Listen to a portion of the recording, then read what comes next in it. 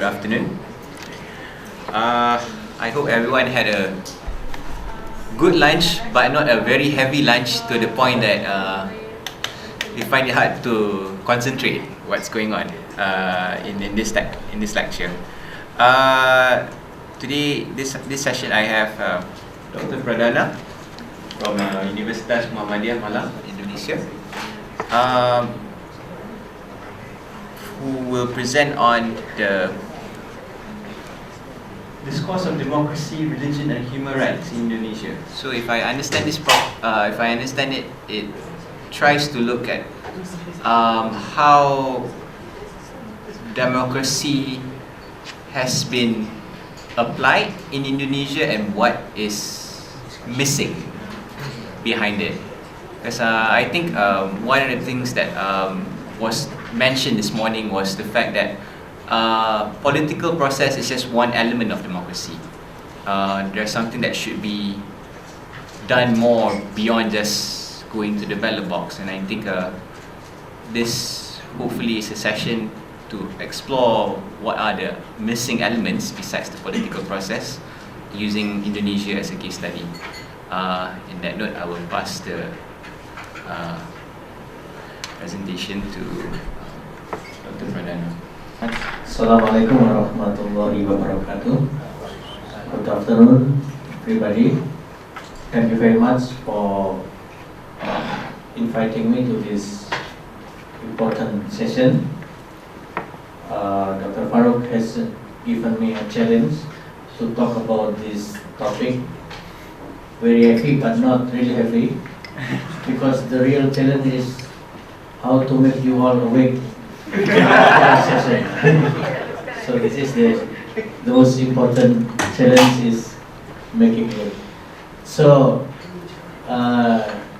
in this opportunity, I'd like to talk about democracy, religious discourse, and human rights in Indonesia, as these three might not be separated easily. All these three are connected to each other. But to begin this session, I would like, this session would like to not to answer, because I don't think that in this very short time we can answer all this question. But I will pose three questions. I don't think it's basic question, but what I can do here is just to display some basic facts about how do we try to understand all these three questions. These questions are, I have three questions here.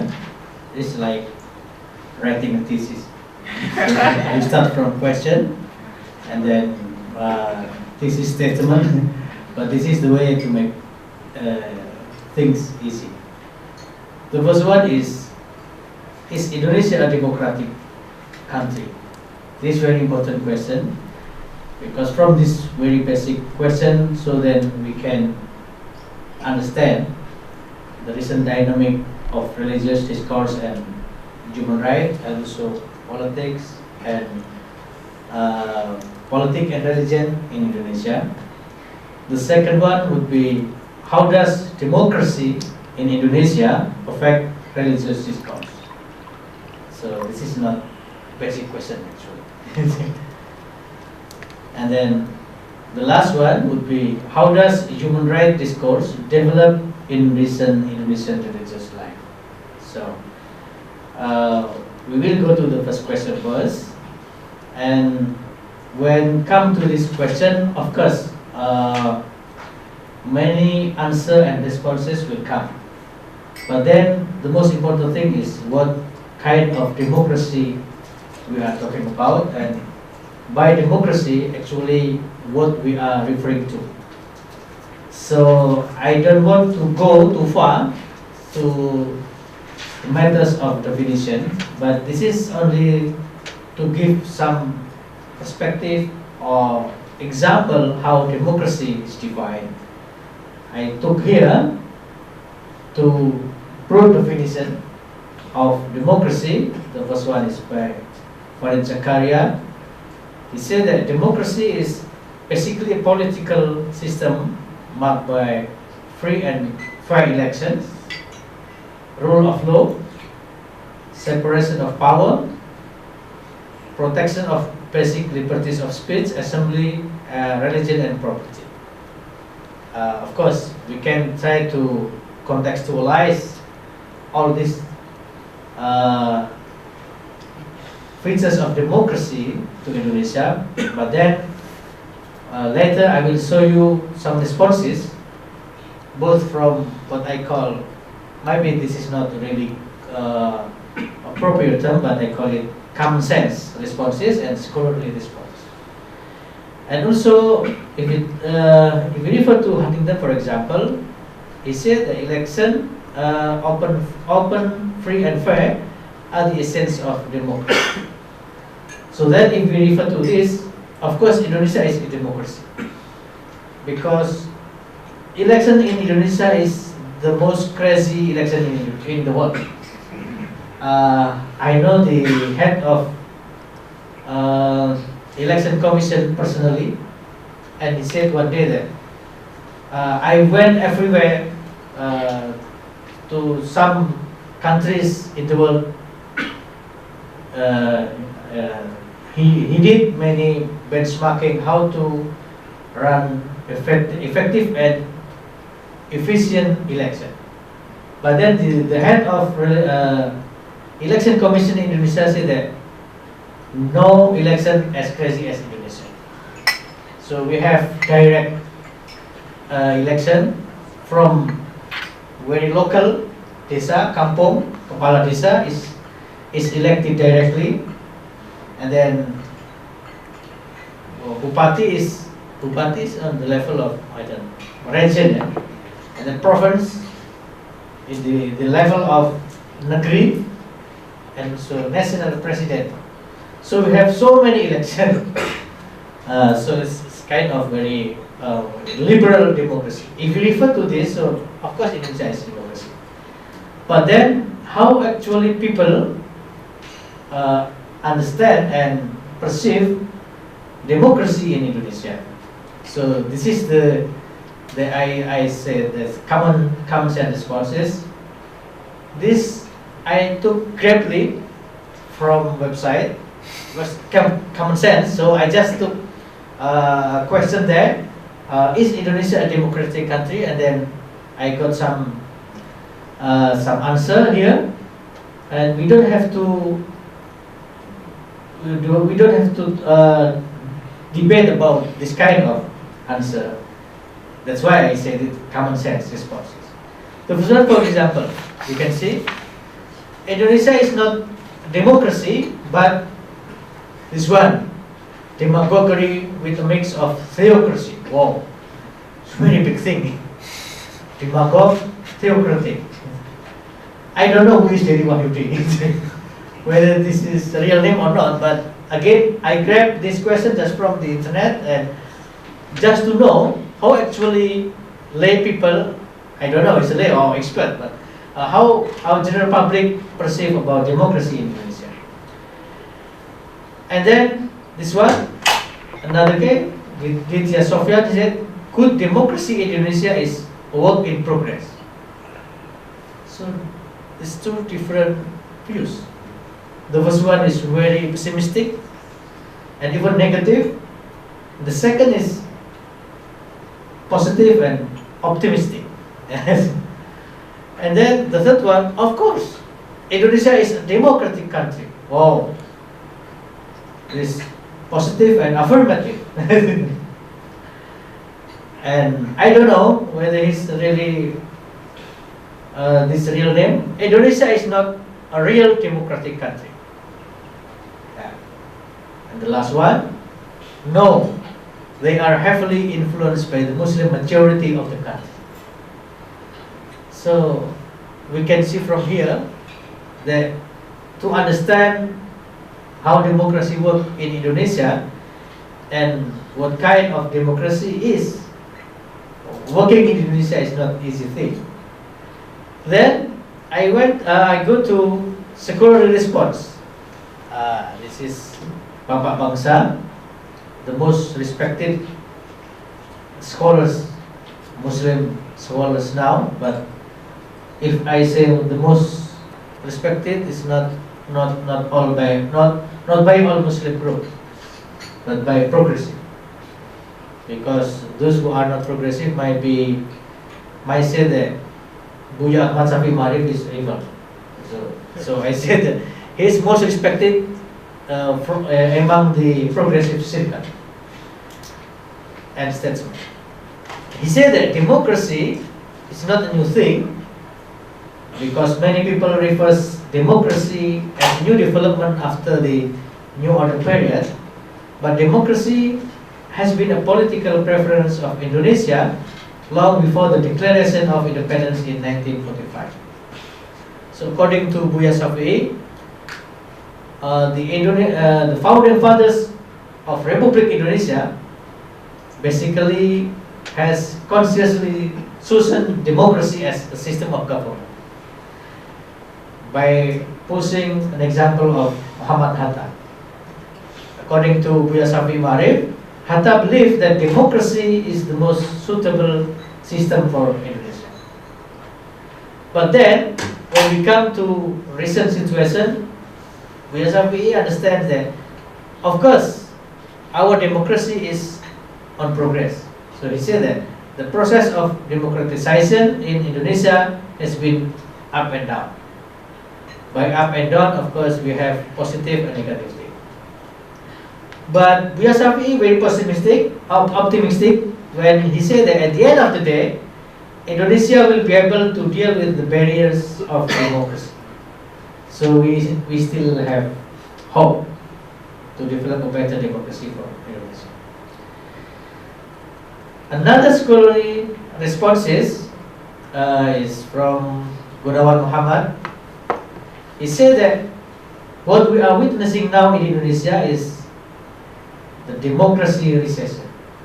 He refers to Francis Fukuyama, who predict very optimistically that the world will be democratic.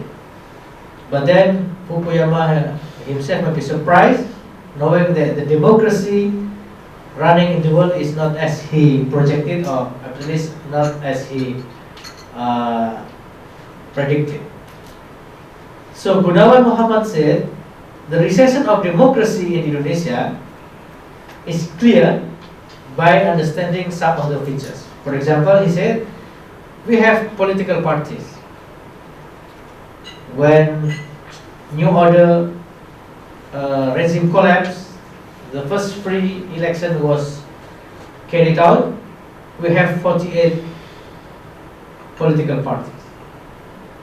Some of them are Islamic parties, and the number of political parties now also maybe 14 or 15. But then, according to Gunawan Muhammad, all these political parties are incredible. So they prioritize their interest rather than take the interest of people very seriously. And then money politics and corruption is rampant. So we just finished our presidential election, and money politics is one of the most popular issue. So we have one term, we call it serangan fajar. So serangan fajar is those who are running for not only presidency but also for legislature, for parliament. In the very early day of election, they will go to people from one house to another and give money before subuh, before fajar they go. So that's why we call serangan fajar. And people say that take the money, but don't elect the people. So money is one thing, but hati nurani is another thing. So this is how people to try to deal with the money politics and corruption. Also incredible parliament members. during the presidency of Abdul Rahman Wahid, for example, Gus Dur said that anggota DPR seperti anak TK. He said that TK taman kanak-kanak, kindergarten. So he said that the mentality of parliament members in Indonesia is like kindergarten student. So Gus Dur said that, very controversial. But then after Gus Dur passed away, we know that's right. And then local rulers hold absolute power, dynastic power. So, for example, if I'm not mistaken, in Kediri, East Java, there is a regent, Bupati. This Bupati has 2 wives. And then at the end of his term as regent, he then asked both of his wives to run for Bupati. As you can see. So the competition is not only for gaining the regent love, but also in gaining vote for the public. So he support this wife, support also this wife, and then one of the wife will be become regent. So the power doesn't circulate. The power doesn't move. Also in Batu. In Batu is Java, a very good city for holiday. Current mayor is wife of the previous mayor. And the previous mayor is now being in jail of corruption. But his wife elected. So the power circulated among certain people only. And the absence of minority rights.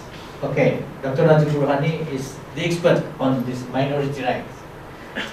So this according to Gunawan Muhammad. And also scholar responses from younger scholar.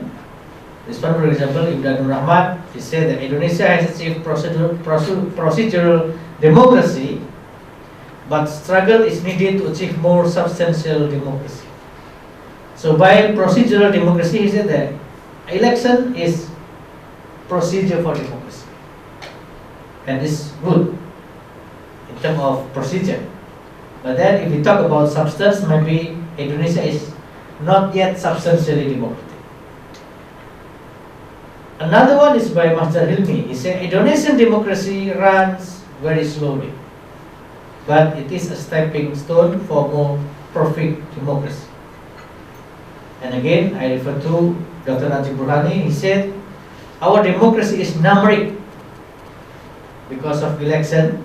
It's about number. Or mechanic democracy. Essentially, there should many things to be improved, such as attitude toward minority. So we can see how diverse are perception about whether Indonesia is democratic or not. And I leave to you to take a conclusion whether Indonesia is democratic or not. And then Indonesia has many experiment democracy. During the Sukarno presidency, for example, we have to call democracy terpimpin. It's a guidance. Buya Shafi'i Ma'arif said that it is democracy but without democracy. The label is democracy, but then no democracy at all. And during Suharto presidency, democracy Pancasila, the Pancasila democracy, and post New Order period, many might be said is liberal democracy, but again Buya Shafi'i Ma'arif said democracy without a name. So actually what we are doing in Indonesia now, what kind of democracy? Buya Shafi'i said is no name for our democracy. So this is just example how guided democracy was. President was appointed for life. Okay, maybe we don't spend here too long. And how does democracy in Indonesia affect religious discourse? Maybe this also very important. So we come to this post-New Order shift of religious discourse and practice. I refer to Arskar Salim and Azumati Azra in one of the edited volume published by ISIS in Singapore long time ago, 2003. Salim and Azra noted some important shift after New Order collapse. The first one is the establishment of political parties adopting Islam as a sole basis, replacing Pancasila. So to understand this point, basically we have to refer to Suharto period, where he took a political action called de-ideologisasi. By de-ideologisasi is, he said that all organizations, political parties, and any assembly in Indonesia have to refer to Pancasila as the sole ideology. So like political parties like Partai Persatuan Pembangunan took Pancasila, Islam as ideology, and the logo was Kaabah. But then during Suharto presidency, based on this sole ideology of Pancasila, then if you don't change the basis ideology to Pancasila, so the party should be dissolved. And then the logo is changed from Kaabah to a star. So when New Order period collapsed, the establishment of political parties adopting Islam as a sole basis, a sole ideology, come up again. So many parties. The second one is growing demand of Sharia formalization. We still have now many region, province, the demand for Sharia formalization. And Sharia formalization now is not only on the level of state or province or region, but also more aggressively formalization Sharia or anything Islamic formalization to the level of individual life, and also some reduction of the meaning of Sharia. For example, in 2012, I came to the office of one religious authority in Jakarta. The purpose of my visit was to interview the officer related to my thesis about fatwa. But then I have to wait for a very long time, and then the administrator said, rather than waiting, you can look at this and then any publication. And there is a publication that very much striking me. The title was Directory Syariah Indonesia, the title of the book. As a scholar in Islamic law, having the title of this book, so I was thinking very far. So this book must be about the dynamic of Syariah Indonesia. Syariah in the meaning of Islamic law. So this book must be about how Islam came to Nusantara and how the establishment of legal institution in Nusantara was built. So very eagerly I took the book, and it's very good book, very thick, and the paper was very good. It's full color, but then when I opened the page by page, I was very disappointed, because what they mean by Directory Syariah Indonesia is the directory of perusahaan-perusahaan syariah. So like Syariah banking, Syariah insurance, Syariah hotel Syariah, might be discotheque Syariah. But what I mean here is that the reduction of the formalization of Sharia is not only on the level of institution but also everywhere. So people now talk everything about Sharia without any understanding about what Sharia is. And the third is the emergence of hardliner Muslim groups. Hardliner Muslim group in Indonesia from day to day are harder and harder.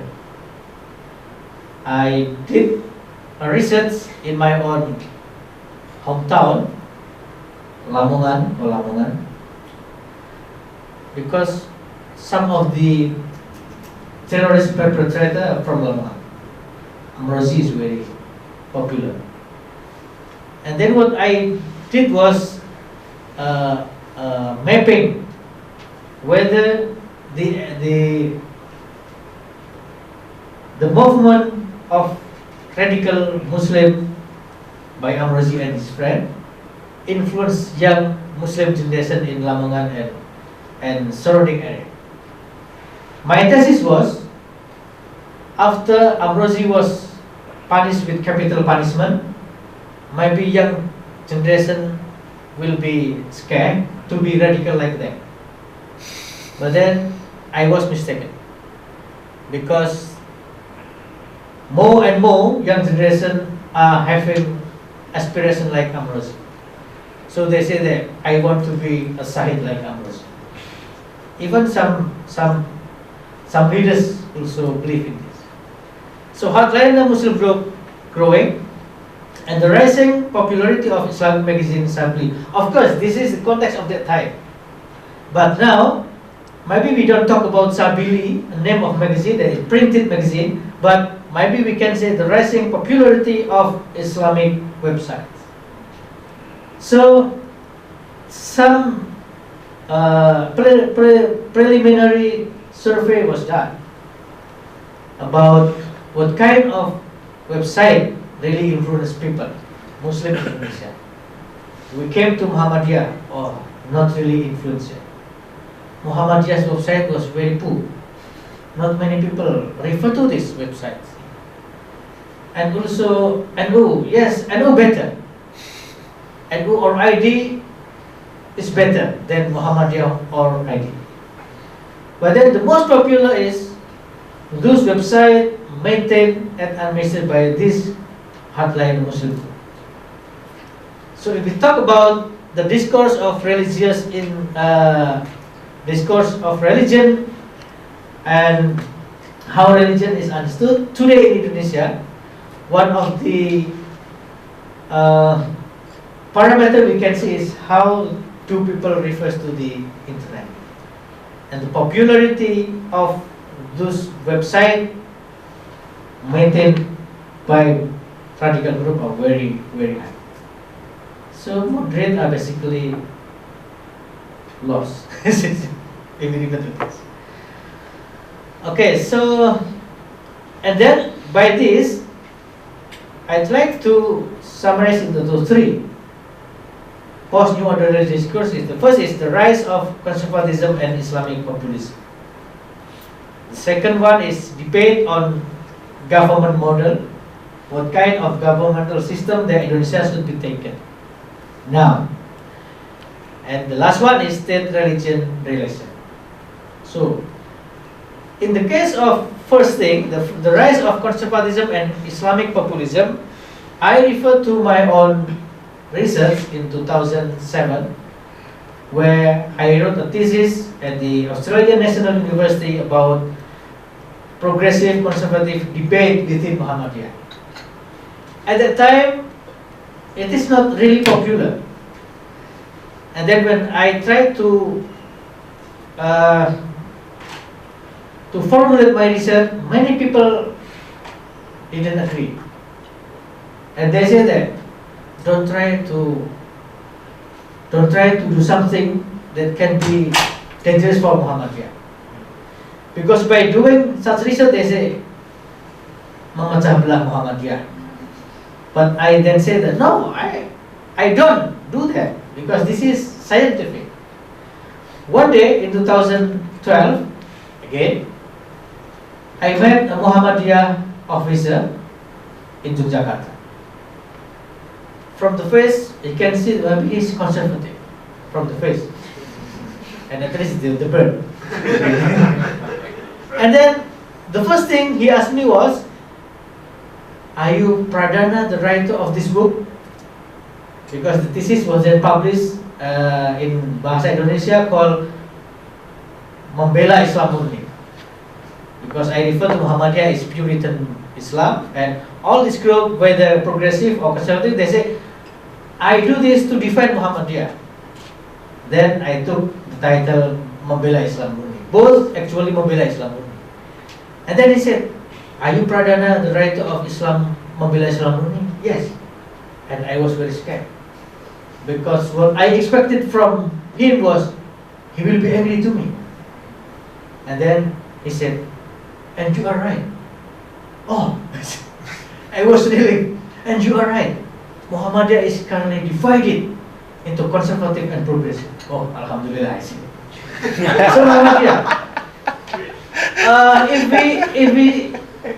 if we had like news about terrorism, I talked to Professor Safik Mugni last week. We met, and then he said, every time news about terrorism was released in the media, I always pray, hopefully they are not coming from my village.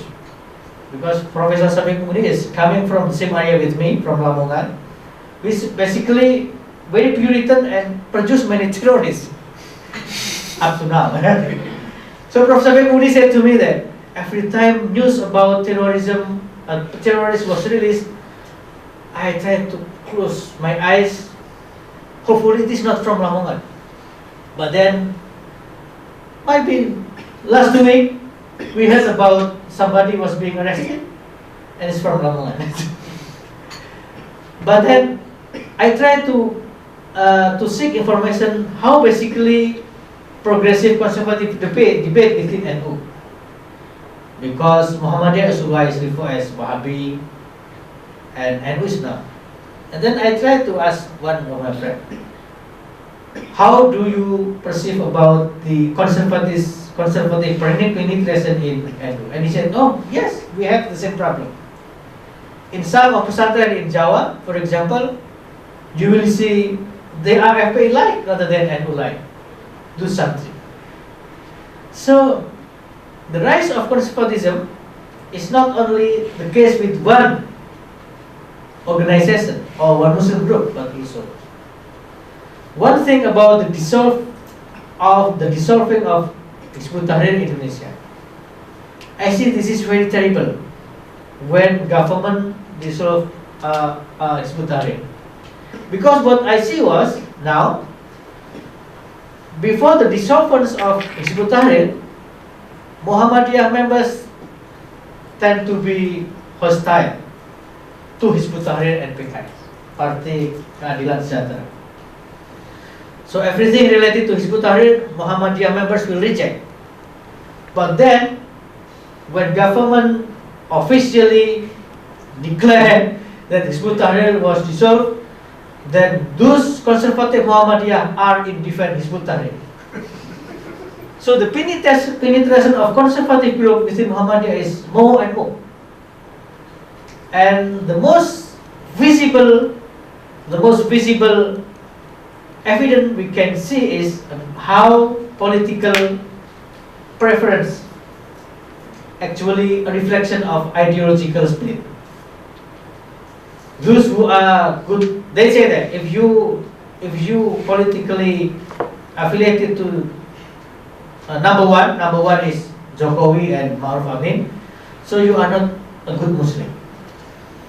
And if you are a good Muslim, your quality of Muslimness is reflected in the preference to number two, Prabowo and Sandi. So that's it, really. And then Gerakan Nasional Pengawal Fatwa Majelis Ulama Indonesia. In Indonesia, this called like Gerakan 212, because the demonstration, the rally this morning, our speaker has touched a bit about Ahok, for example. So Gerakan Nasional Pengawal Fatwa Majelis Ulama is basically a movement to injil Ahok based on blasphemy accusation. So many demonstrations. We say that the volume and volume. So they say 212 jilid 1, berjilid-jilid. So it is not only book, yang berjilid di Indonesia, tetapi juga demonstrasi. Jadi ada demonstrasi yang berjilid-jilid, 212. And this 212 movement come into many areas of public life. So they have 212 mat, 212 travel, everything 212. And then they have a union of alumni 212. So this is about blasphemy. But then we say, maybe you all heard about Ustaz Abdul Somad. In one of his speeches, he said about it, salib itu jin, kafir, setan, macam-macam. And then I think the quality of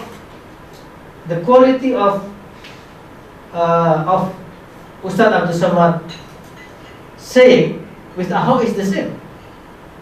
But then, when people try to sue, for example, at least to report to police, Ustaz Abdul Somad was reported to police under blasphemy law. Those populist group, conservative group, they say no. So we can see how the rise of conservatism is, to some extent, also very dangerous. The third one is the hijrah phenomenon. Hijrah. If you are familiar enough with Indonesian television, you will know about sinetron. And some of the pelakon sinetron is now become the pelakon of hijrah. And they talk about everything. And these hijrah people, by public, are seen more authoritative than those who studied Islam from the childhood, for example. I was very disappointed because how Professor Quraisyhab was compared to somebody who just hijrah, convert. No, convert in the meaning of from one religion to another, but hijrah in this sense. His name is Tengku Wisnu. How can Indonesian public compare the Islamic knowledge of Professor Quraisyhab to Tengku Wisnu? And they said, who is right? Tengku Wisnu, of course. Not Professor Quraisyhab. So the hijrah phenomenon is widespread. Okay. The fourth is about the integration of politics and faith tendency that I have give you an example. So your quality of iman will be identified from the preference of your president, for example. And the decreasing popularity of mainstream Muslim group, Muhammadiyah. Actually, Muhammadiyah have a good doctrine about Darul Ahdi was Sahada. That Pancasila is the final ideology. The acceptance of Muhammadiyah to Pancasila is final. No more discussion about Pancasila, because we accept Pancasila as a Sahada, as the witness. And also NU had Islam Nusantara. Basically the same. Darul Ahdi was Sahada, Islam Nusantara, Islam Maju, actually the same. But then all this kind of narrative is not popular enough. But narrative like caliphate is very popular. Okay, and then the next one is about government model. What kind of government should be taken by Indonesia? When some people say we have to take liberal democracy, as we are currently witnessing. But the debate is now going on about how should president be elected in the next term. Some people say that we have to still maintain this direct election, popular election. 170 juta vote directly. But then some parliament members said we have to return our system to representative. Majelis Permusyawaratan Rakyat Republik Indonesia choose the president, not the popular vote. This is being debated now. Jokowi said no, we have to maintain popular vote because I am the product of popular vote. But some of the parliament member is too costly. Of course, it's too costly. And some also said that we can take democracy, but we have to take some element of religious element into democracy, so we can say religious democracy. But then Indonesia is not a religious country, nor secular country. So this is very, very unique of Indonesia. It is not secular, nor religious. Procedural democracy. Okay, we can see, we have talked this a bit, and then I quote Alan Torren. He said that procedural democracy lack passion, and participatory democracy lack wisdom. So that's what we have to choose. And substantive democracy. But then caliphate. Butarel said that caliphate is the only solution for our problem. So this one. We can see the difference between Islamism and democracy in terms of government model. For example, for Islamism, religion and politics are integral, while in democracy system, religion and politics are separate. Holder of sovereignty is God, while for democracy, people are the holder of sovereignty. Quran and Sunnah as the source of constitution, parliament as the maker of constitution. Decision maker are imam and ulama, while in democracy, decision maker are representative of majority. So this kind of comparison can give us ideas to understand what's actually going on in Indonesia currently. And all this we can see. All this we can see in Indonesia now. Okay, and politics, religion, relation. The first one is integralistic view that in politics and religion are one. The second one, proportionalist view that Indonesia is not religious country, but religion is the most important element in our daily life. But then secular view, the separation of state and religion. But then I said basically in Indonesia, this kind of view is no longer exists in terms of practice. So I said that the fate of secularism thesis in Indonesia we can see. Because more and more the growing demand to integrate religion and politics. So gerakan 212 demonstrasi yang berjilid-jilid that I talked before is basically clear example of how people try to integrate religion and politics. And this is also debate. For example, within Muhammadiyah itself, for example, that I know, at least there are two major views regarding how politics and religion should be related. The Muhammadiyah leadership said that politics is part of a human life, is a worldly life. So nothing to do with Aqidah.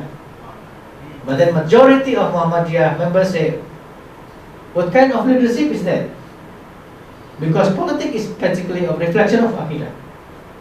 So we can see. Okay. And then we come to last question. How does human rights discourse develop in recent Indonesian religious life? Of course, Indonesia is of will. If I refer to Craig Willy, for example, he said that Indonesia is just like a very fertile soil. Everything you plant in Indonesia will grow. Whatever. Any idea, any ideology you plant in Indonesia, it will grow very well, including radicalism. And also, the discourse about human rights, what we can see is in Indonesia also, to some extent, especially in the circle, the academia circle, we are also influenced by global discourse. For example, Abdullah Said, Sahram Akbarzadeh, with all this kind of thinking about human rights and Islamic law, all this exists in Indonesia. All have supporters. So like also Nias, Emon, and also incompatible views, for example. We have some Muslim group who say that Islam is a complete way of life. Of course, anybody will agree of this. But then they say following authority other than Islam is problematic. One thing that they identify as other than Islam is also like human right, the concept of human right.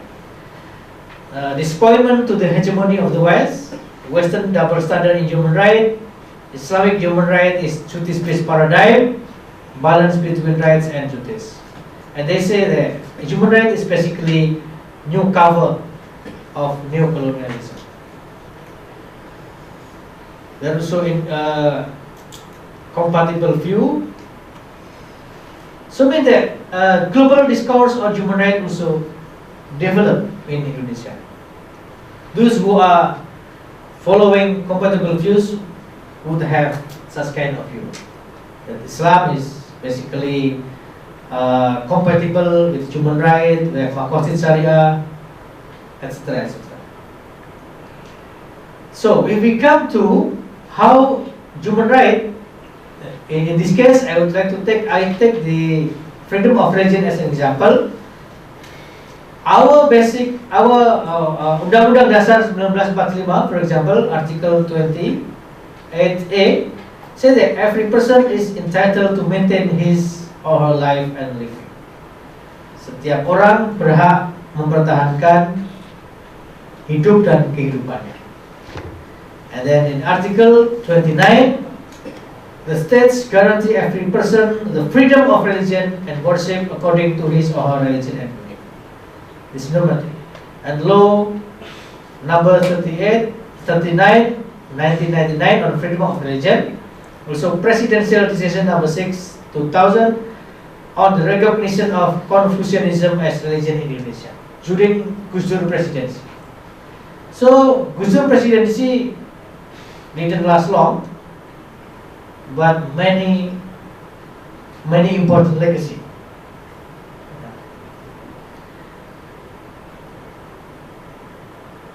Okay, what about intellectual discourse? We have late Dawa Praharjo say religion is a personal matter. It cannot be intervened by any authorities, whether religious or political. And he follow the principle of La Robbaniyah in Islam, that no single religious authority in Islam, so nobody can intervene. Religious authorities tend to reduce the freedom of religion.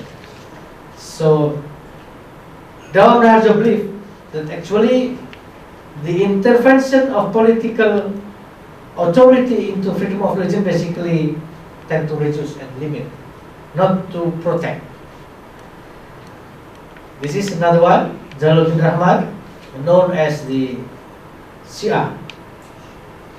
So he said, following the Quranic principle, no compulsion in religion, and anybody has freedom. The first one is freedom to define religious preference, if you will. Freedom to profess a religion, freedom to hide religious preference, and freedom to reveal religious affiliation. This one from Nahdlatul Ulama, Master Farid Masudi, he said that freedom of belief is part of protection for people of religion. And then same as the previous one, he said no compulsion in professing a religion, and he said there is no punishment for apostasy. The same principle is also followed by another NU leader's younger brother of Gus Dur, Gus Salahuddin Wahid.